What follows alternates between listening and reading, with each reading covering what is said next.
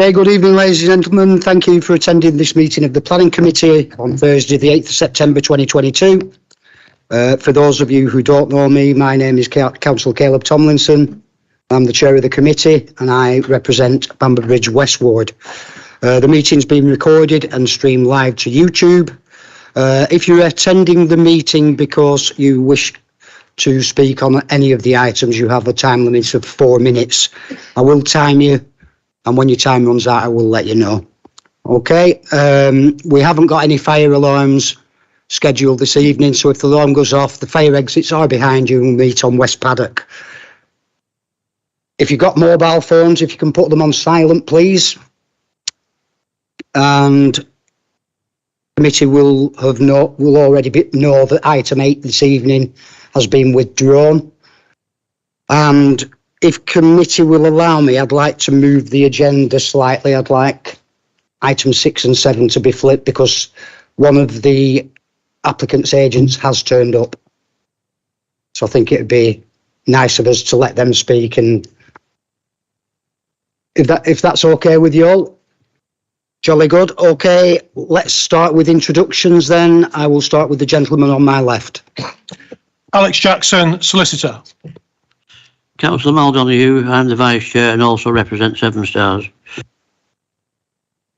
Ben Story, Democratic Services Officer. Councillor Caroline Moon, I represent Buckshaw and Worden. Councillor Claire Hunter, Bamber Bridge East. Gareth Watson, Count Green and Gregson Lane. Chris Lomax, Walterdale East. Councillor Phil Smith, New Longton and Hutton East. Good evening, Councillor Harry Hancock, Broad Oak Ward, Penwitham. Good evening, Councillor Peter Molyneux, Salisbury and Walton Ward, and I'm substituting for Councillor Yates this evening. Thank you. Good evening, Councillor Colin Sharples representing Earnshaw Bridge Ward, and I am substituting for Councillor Will Adams.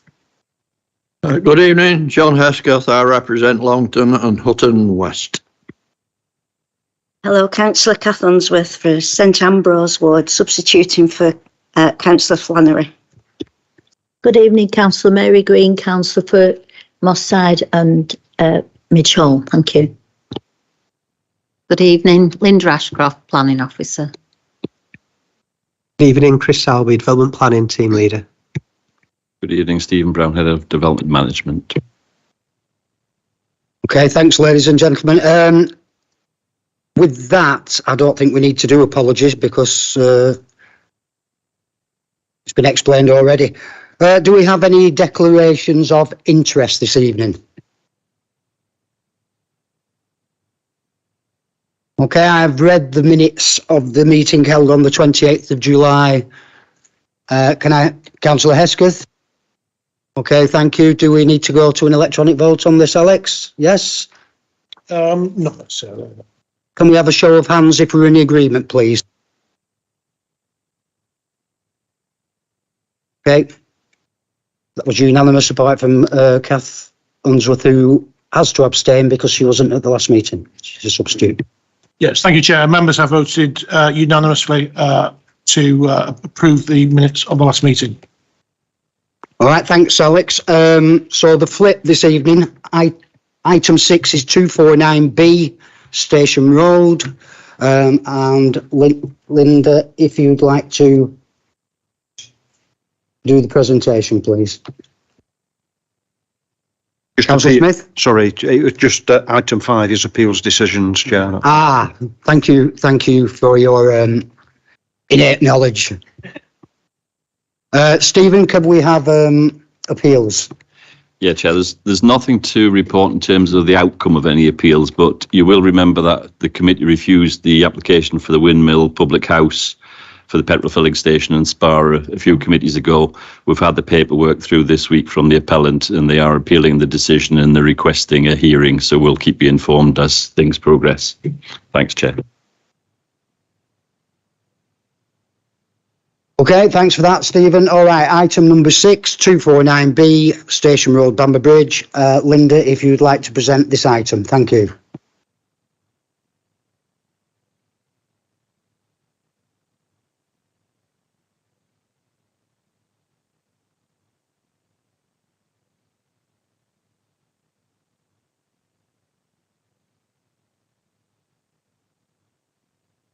Thank you, Chair. This application was deferred at the last committee and relates to a drinking establishment known as Langton York and is situated immediately to the north of a railway line. The attached premises to... Say that. The attached premises, that's better, isn't it, to the north is occupied by enterprise car and van hire. The area is set outside the Bamber Bridge district centre with a mix of commercial and residential properties in the immediate area. Residential properties lie to the north and to the southwest of the railway on Station Road and to the northeast and east of the site situated on Princess Street. So this is just the front image of the site in question. Here we've got views of the rear of the site. Here is an enclosed outside smoking area associated with the premises. And the rear, this is a rear service yard for the enterprise car hire company and residential properties set to the rear on Princess Street.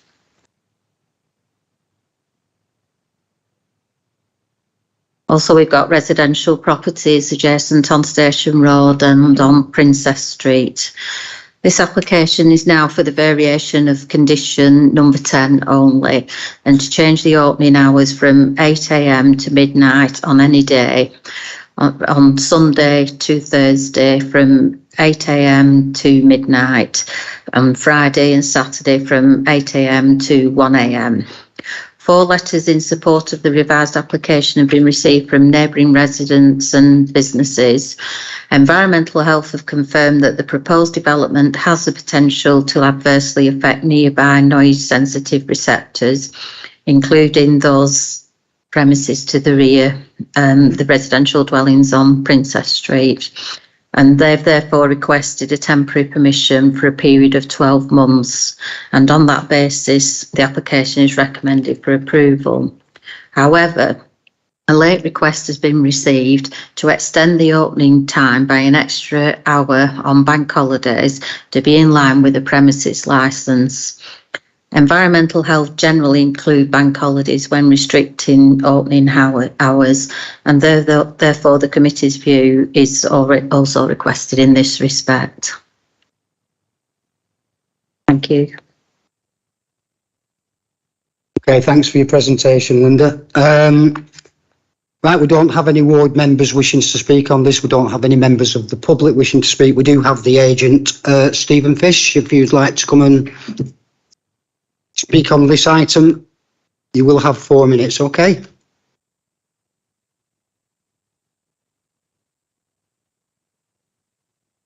Thank you for putting us on first, and it means I can get home and walk my dogs early, so appreciate that. We came last month, and obviously it was facing refusal, and we asked for it to be deferred so we could take further consultations, which we did.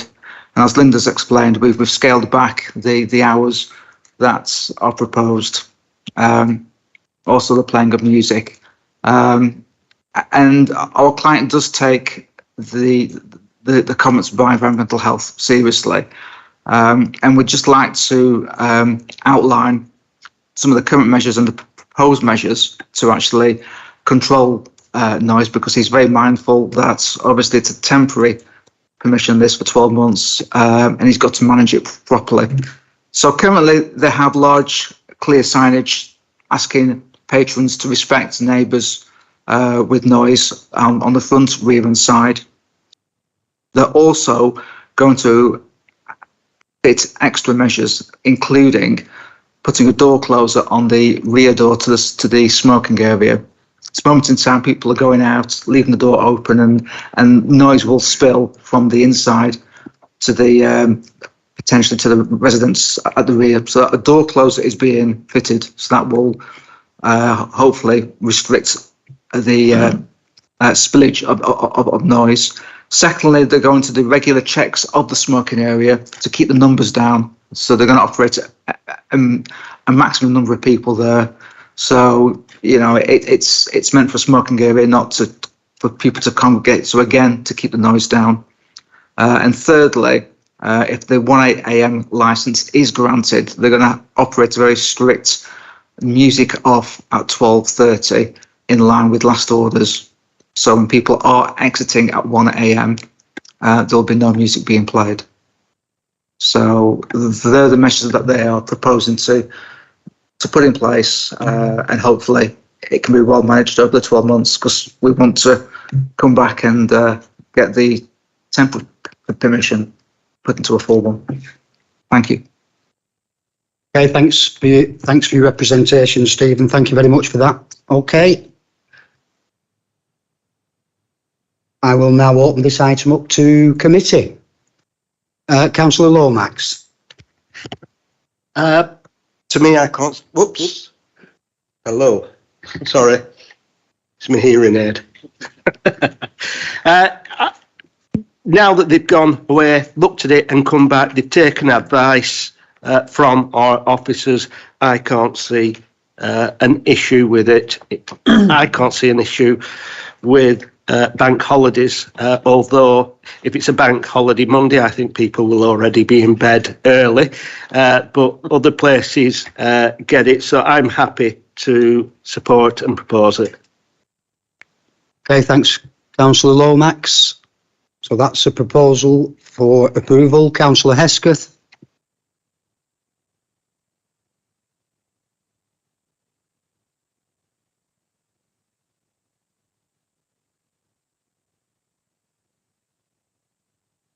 Okay, thanks, Councillor Hesketh. Councillor Hunter, did you want to come in? I just wanted to clarify the bank holiday bit, really. Is it going to be the bank holiday Monday, you stay open, or the Sunday into the bank holiday? Perfect, thank you. Thank you. Yeah, I have no objections. Yeah. Okay, so I've had a proposer, a seconder. Do I have any other proposals? Okay, so let's go to the vote on that one then. This is for approval for the Lancs and Yorks. If we can go to the electronic vote, please.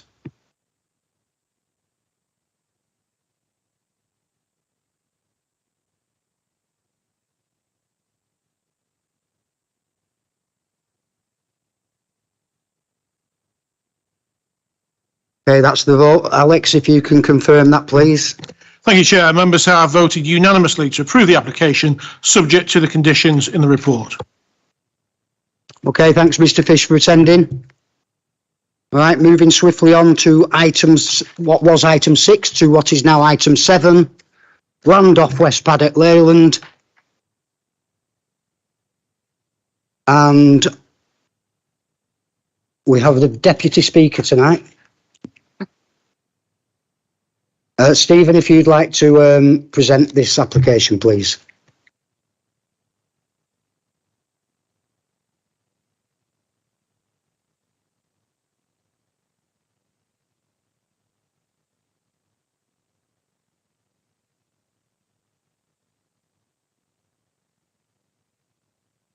I think we're all pretty familiar with this piece of land because you can literally see it out of the window there. So it's a site of a little over 2 hectares in area. Obviously, it's bounded by the Civic Centre to the east. We've got the health centre and the pharmacy to the west. We've got Shrugswood to the rear on the northern boundary. And then on the southern side, we have housing. So these are just some views looking in the vicinity across the site into Shrugswood with the Civic Centre to the right. And as you can see, the housing on the left. I think we're all pretty familiar with it.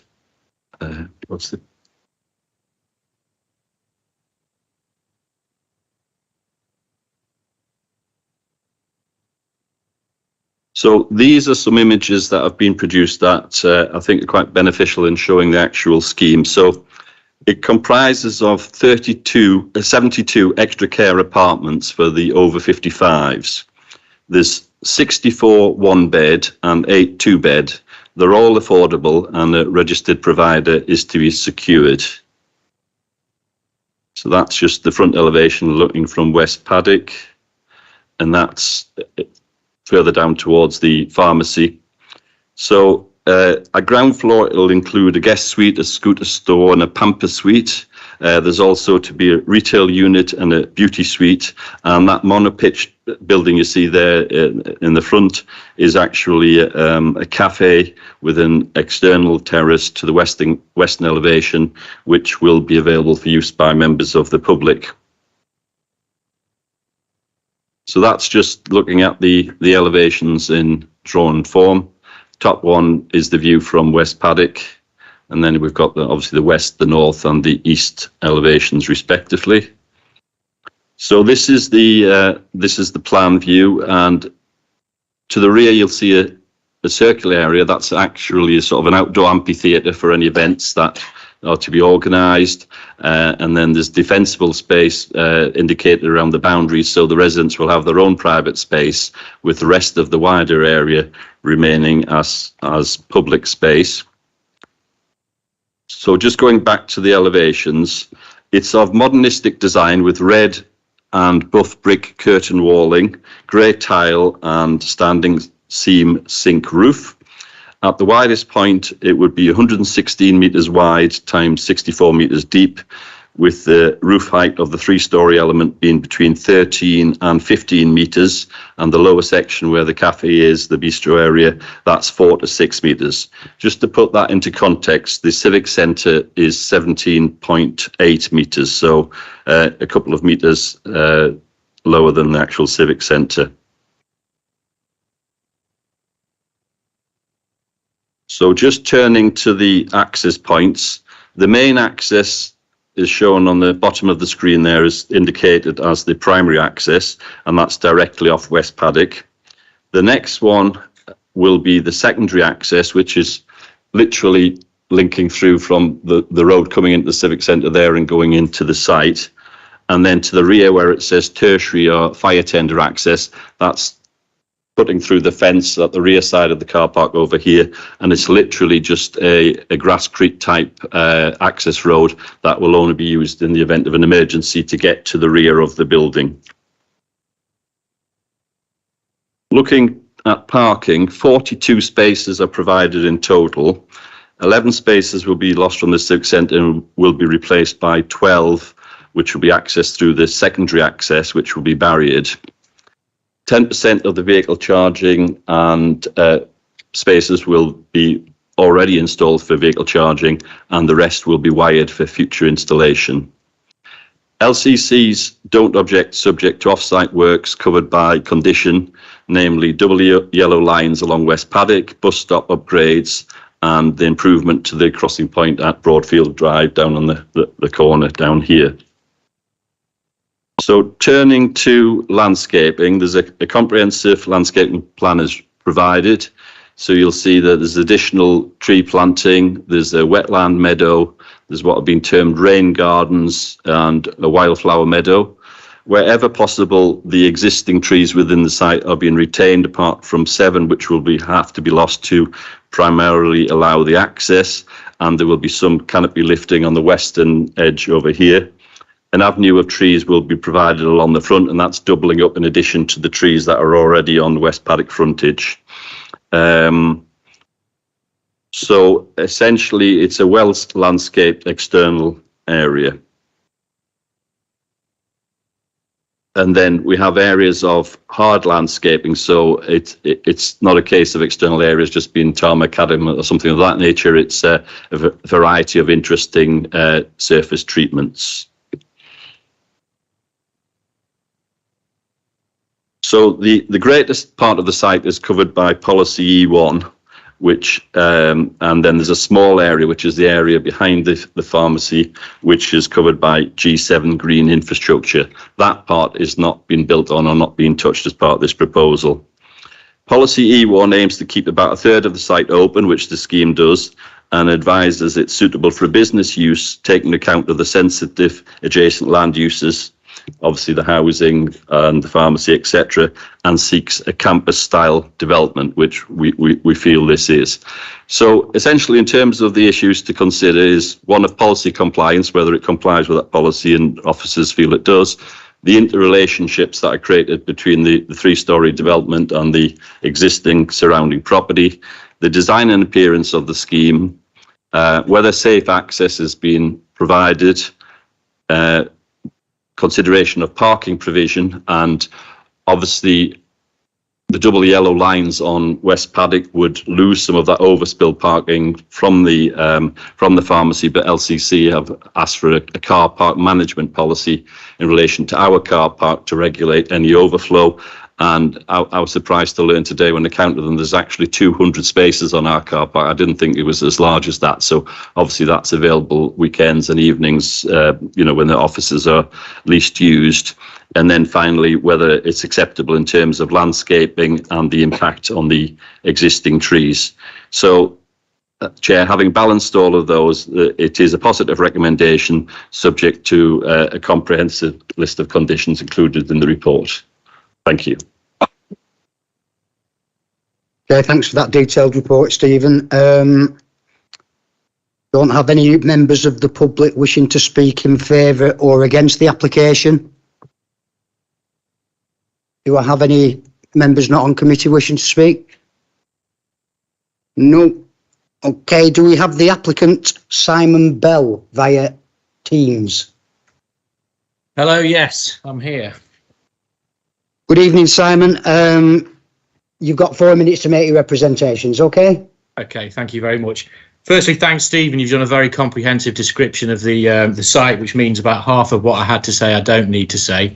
So I just wanted to sort of amplify some of the points and sort of make a few additions to what was said. So firstly, I'm Simon Bell. I'm director at Noor Architects. I'm the designer of the scheme, and we specialise here in doing housing for older persons. I think it's very commendable that South Ribble are bringing a site like this forward and a project like this forward, because hopefully we all recognise that there's a lack of suitable housing for our ageing population. So just a few points to add to really what Stephen said. So firstly, the apartments are designed to meet the National Space Standards, which are very generous standards for housing and apartments. Probably much bigger than much of the stuff that will have been built locally over the last 20 or 30 years. And we're also designing to meet the needs of people with decreased mobility. So we're designing to the wheelchair accessible standards, which is part M of it's part M4 of the building regs. So we include lifts, level thresholds, and wet room style bathrooms. What this means is that the residents can stay within their homes longer term with minimal need for adaptation to those homes, and also sort of add that they're suitable for early stage dementia.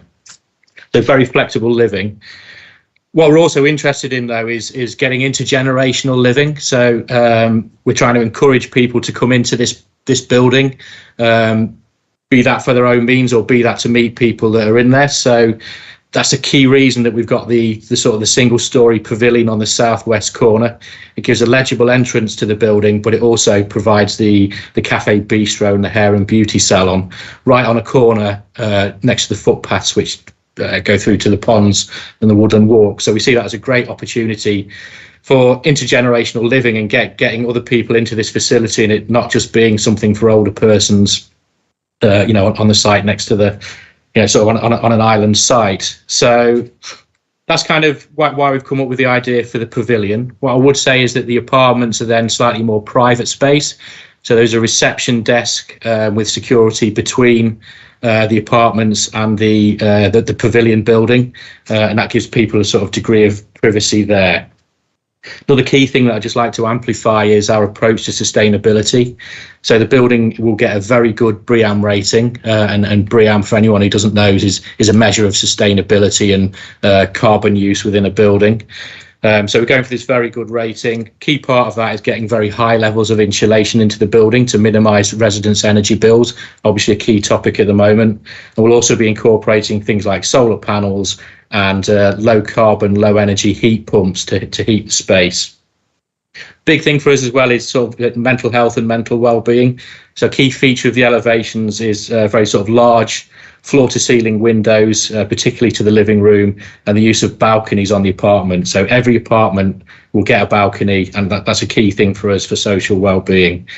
We talked briefly, Stephen talked about parking, so we do have electric charge points available, and we're going to fully sort of future-proof the scheme, so the ducting will be in for all spaces to have those electric charge points.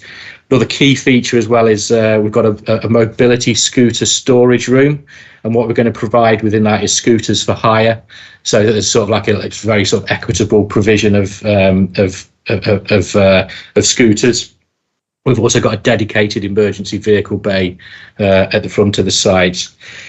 Other key things, we've talked about the relationship to the housing on the opposite side of the road, so I just really highlight that we're 35 metres away from that housing. There's 1, 2 and 3 storey housing opposite us, and we're sort of predominantly 3 storey, but also the pavilion building, which is lower.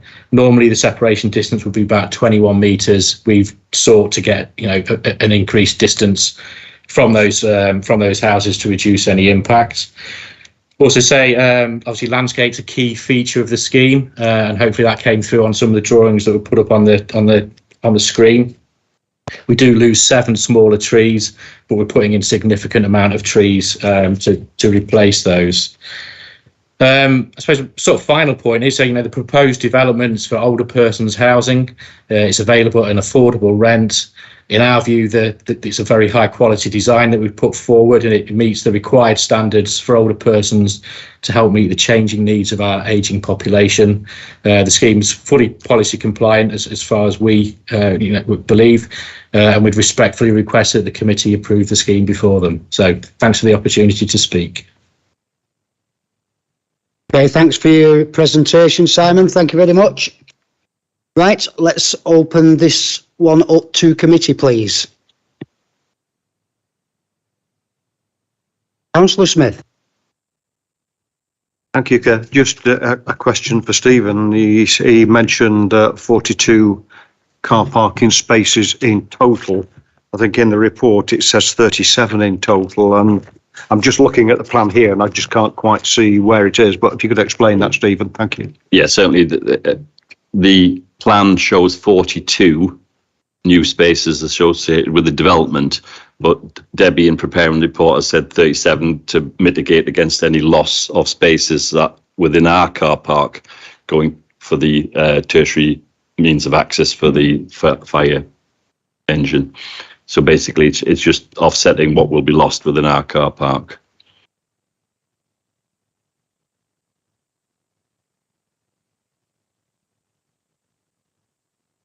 Councillor Green, then Councillor Smith. Yeah, I've got a couple of concerns. I mean, the doctors down here have got great problems with parking. You have a job to park on that car park at the best of times. Has there been any sort of provision for any extra parking available for use by the surgery? Bearing in mind that if you've got this extra facility, you're going to have extra patients. I mean, I don't know if the doctors have taken that in and have said that they can cope with it, but if they have, there's going to be more patients arriving or people associated with them arriving to park. You already can't park now. Has there been any provision in this development for more parking spaces for the doctors and pharmacy? That's one question. The wetlands showing on there, is that Shrugs Wood, the lake or pond in Shrugs Wood, or is there another one as well? And what about the lake at back of St Mary's Church that sort of interlinks with Shrugs Wood there? I'm a bit concerned there's only 8 sort of twin units for couples. I know potentially probably would be single people, but I would have thought there'd be more than 8 couples wanting to move into there. And then, of course, you've got your cafe there.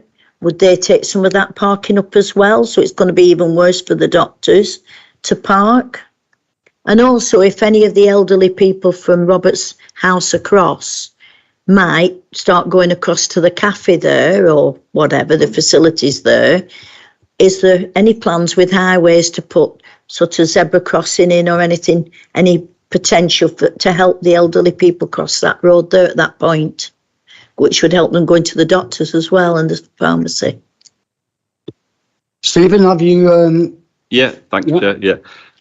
I mean, in terms of the parking generally, I think the health centre are disappointed at the prospect of double yellow lines on West Paddock, but LCC Highways are firmly of the view that that is a hazard, and I think a lot of us would share that view, because when there are a number of cars parked there, it effectively becomes one way on that quite busy stretch, coupled with the fact there will be a new access point there. So LCC, in asking for this management plan for our car park, are acknowledging that displaced people from there could potentially want to come into ours, and obviously since a greater number of us are now working at home, it's very rare that that car park is at full capacity during the day. So I think this management plan will pick up on the fact that there will be displaced people coming in and will be able to use our car park.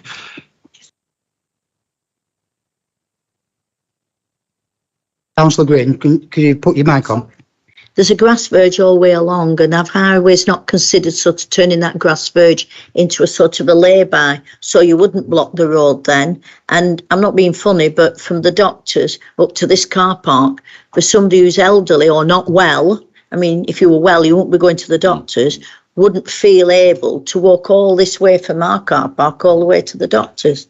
Has all this been taken into consideration, or could this be put in as a condition or something? There's been extremely lengthy discussions with LCC Highways, and they have, by the conditions, secured matters which will probably cost the council in the region of potentially £100,000 in terms of off-site works.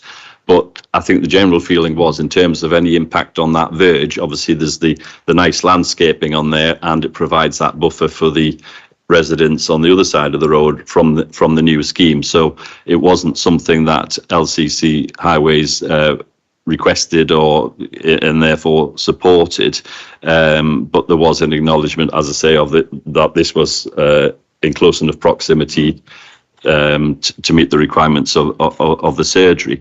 In terms of the wetland, the new wetland is within the site, so it's to allow like a sustainable urban drainage type system within the corner of their own site, adjacent to the public footpath leading into Shrugswood, but it doesn't have any effect on anything within the woodland itself. That stays as it is.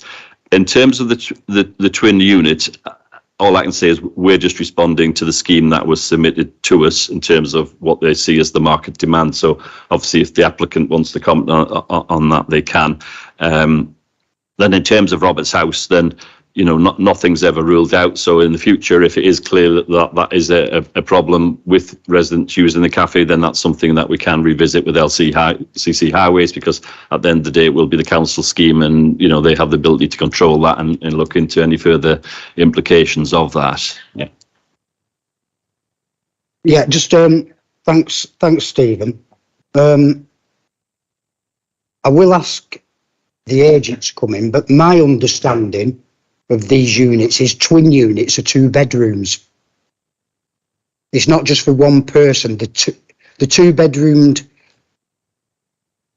apartments, they're apartments with 2 bedrooms where it is needed that the elderly people cannot sleep together because of health condition. That is my understanding. I may be wrong, but I'll bring Simon in, and Simon might be able to help us on that one. Yeah, sure. So it goes back to the point I made about national space standards. So the 1-bedroom flats are 50 square metres, which is very generous for a 1-bed flat. And it's designed as it's got a double bed in the bedroom. It's designed for 2 persons to live in it, and it's quite a large flat for that. Then, as you say, the 2-bedroom flat, which is 61 square metres, which technically would suit 3 people, albeit that's unlikely to happen here, is for precisely what you described. So if someone wants to sleep in a separate bedroom. Okay, thanks for your help with that, Simon. I thought that was the case. Councillor Smith, you wanted to come in again?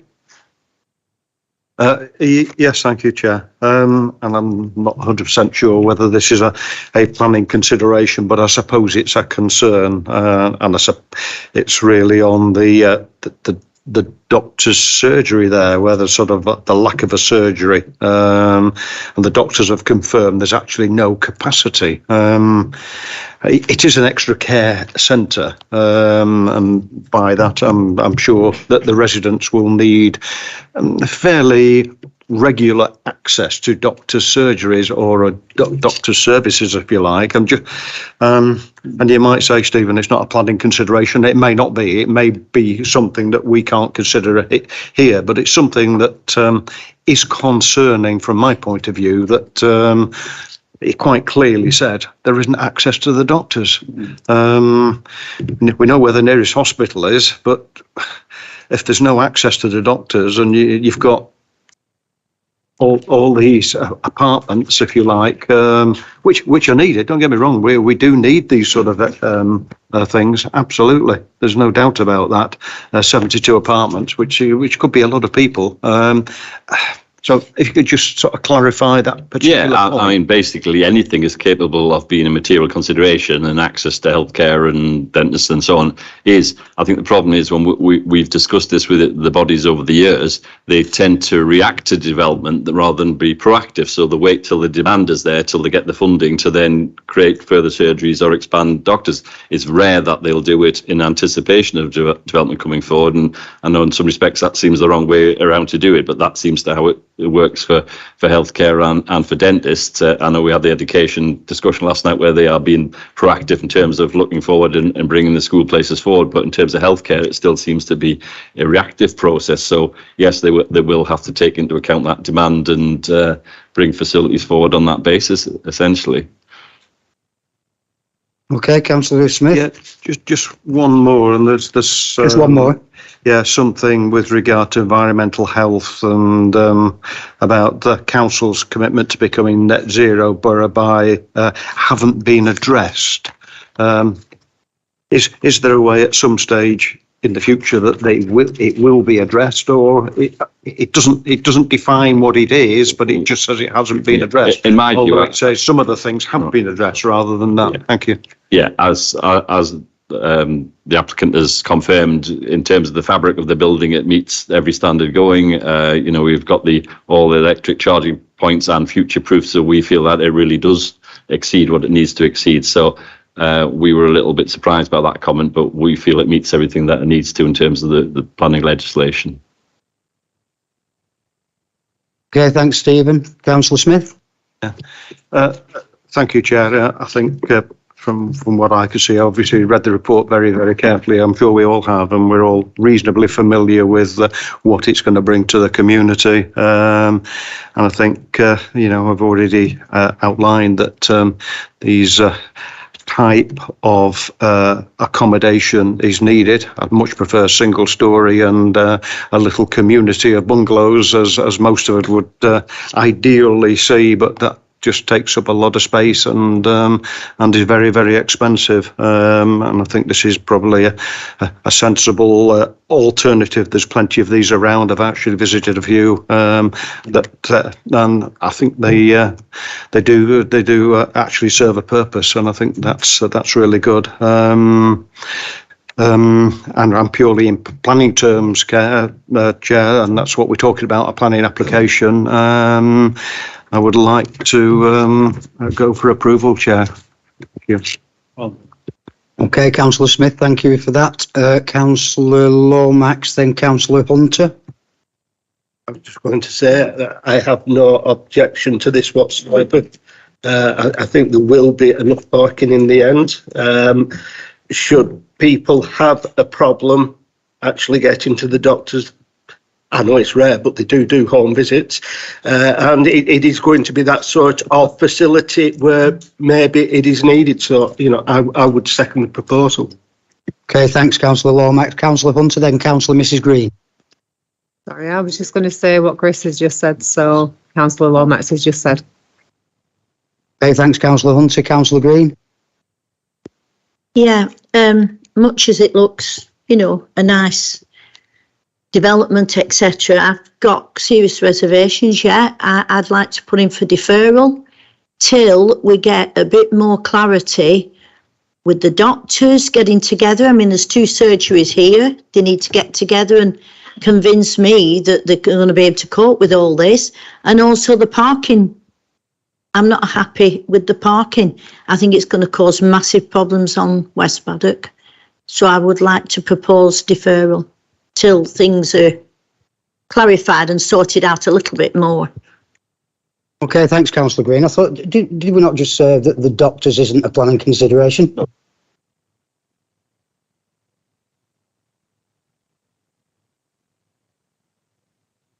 Okay, so I'll accept that proposal for deferral from Councillor Mrs Green. Councillor Moon. Thank you, Chair. I do share the concerns that Councillor Green's raised around the doctors. This is an extra care scheme and the clue's kind of in the title, although I would say that there's probably people who will come to this who are already registered in Leyland and they'll remain with practices. To be fair, you can be registered quite far away from your practice now and still remain. So yeah, I think it's unfortunate that we've got a doctor's surgery saying we can't take patients, and we've got integrated care board as they are now not responding. You know, that's really disappointing, isn't it, to sit here as a planning committee and not have that information. I have huge concerns on car parking, and I know LCC have said, oh, we're all happy and good to go, but I don't accept that these 42 spaces are going to be enough for this development. I don't accept that on grounds of staffing. If you look at staffing ratios in an extra care scheme, it isn't a case, generally speaking, it's not a case that people just move in and that's that. They're surely going to have some sort of core support, either whether that's done within a fixed weekly support charge or they're having domiciliary packages. That brings carers to your property quite regularly. You'll have district nurses, you'll have OTs, you'll have physios. You've got all these things happening at this scheme. They tend to be busy places of comings and goings. So it does concern me that people over 55, you know, you'd think most people will have vehicles, potentially, mobility vehicles. I get what you're saying about the Civic Centre car park and this plan's going to be put in place, but I'm not completely convinced, if I'm honest. Do I think it's enough to seek a deferral? Sorry, Councillor Green, I don't think we'll get anywhere with that because LCC are saying it's acceptable and they're the statutory consultee. I think the double yellow lines on West Paddock, whilst I take your point about the doctors, I actually think the fact that the cars are parked there, whilst it causes an obstruction, slows West Paddock down because, like it or not, it is a rat run of a road, and I come up and down it every day. And yeah, it does make you stop at the bend and wait for people to come through and get by, but it slows the traffic before you get to Roberts Court, which, again, it's up to LCC. I'm not a traffic management person. I feel for the bungalows opposite, but again, from a planning perspective, I know that spatial distances and all that will be perfectly fine, but you are going to put a tall building opposite the bungalows, and for the majority of residents in the bungalows at Roberts Court, they sit in their lounges that face out, and that's where they sit all day and watch people come and go and walk their dogs and do what they're doing, and they're going to have a building. But with no planning terms, I don't think, to do anything about that. So yeah, I come down on the side, Chair, if I probably will be supporting this application. The extra care thing is always going to be met as a positive. I still think the devil's in the detail for the residents of South Ribble. I know we've got a cabinet member sitting in here tonight, and these things will be outside of planning, but extra care is complicated, and having it with a registered social landlord, you're talking about only being able to access that scheme with adult social care involvement, eligibility for social care needs, social services, blah, blah, blah. They're not sheltered accommodation. This is not sheltered accommodation. This is something very different. So I hope, my plea would be, I hope as a council, we get some sort of involvement in shaping that, or, you know, something that makes it of real benefit for South Ribble and our residents. So yeah, I'll stop there, Chair. I've said enough. Okay, point well put, Councillor Moon. Right, Councillor Sharples. Thank you, Chair. Just when you're ready to finish on. Just a couple of points. One, first of all, on the car parking. I feel I sympathise with the points about car parking, same as I do about the car parking around Worden Park, same as I do about the car parking when we're talking about the town deal. When we're talking about the car parking here, we're talking about the car parking there. Car parking's an issue everywhere. And it's getting to a point where we're talking so much about it that are we reaching a point where we're not going to build anything because of car parking? It is an issue. I don't think it's one that's going to affect this as adversely as people think.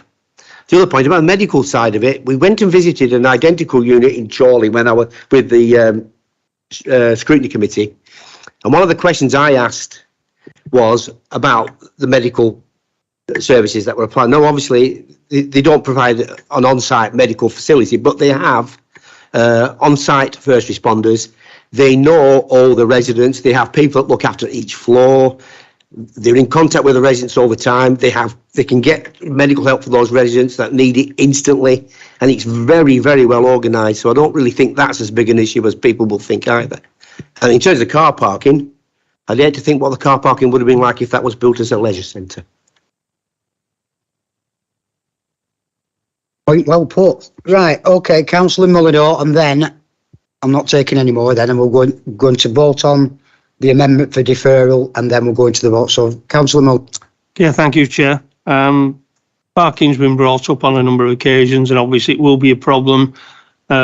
Listening to the officers' reports, as far as we have an excess on our car park, I do appreciate that's probably right, because there are a lot more people working from home, and therefore there would be some space.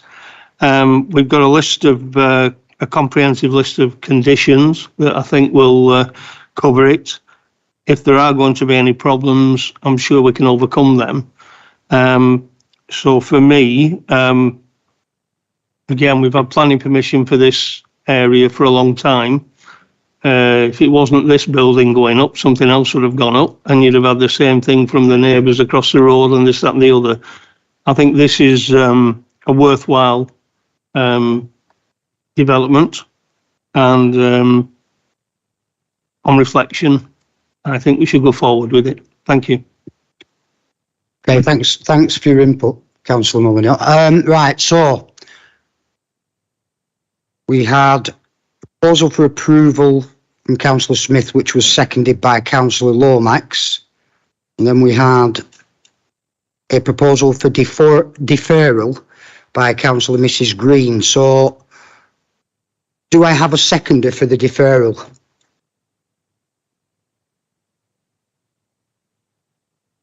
No. I do need a seconder to take the amendment to the vote. Okay, so we don't go to the vote on the deferral then. We will, yes, Councillor Smith, before we go to the vote, have you changed your mind?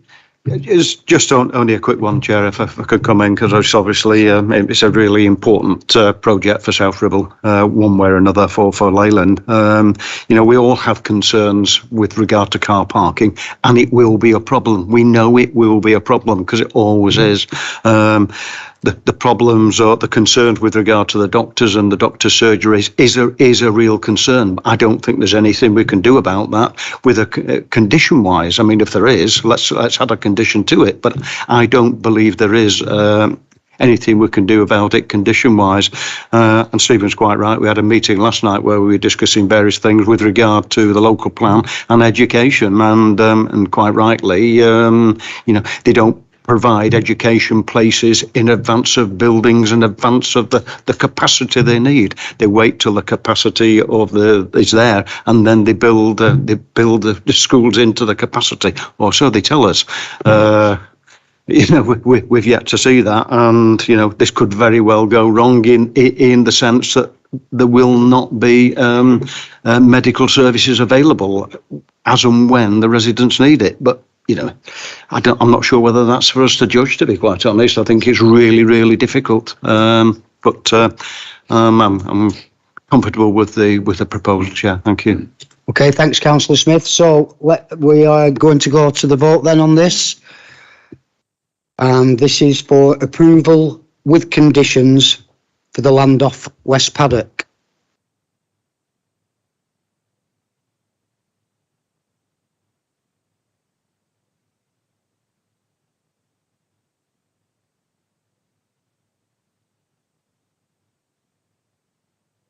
Okay, Alex, if you can confirm that, please. Thank you, Chair. Members have voted by 12 to 1 to approve the application, subject to the conditions in the report. Okay, thanks for that, Alex. Okay, ladies and gentlemen, this brings this committee to its completion. Thank you all for coming this evening, and I'd like you to all put your minds at rest that I bought a new kettle this week, so I should be okay. Okay, thanks very much for coming, ladies and gentlemen. Thank you.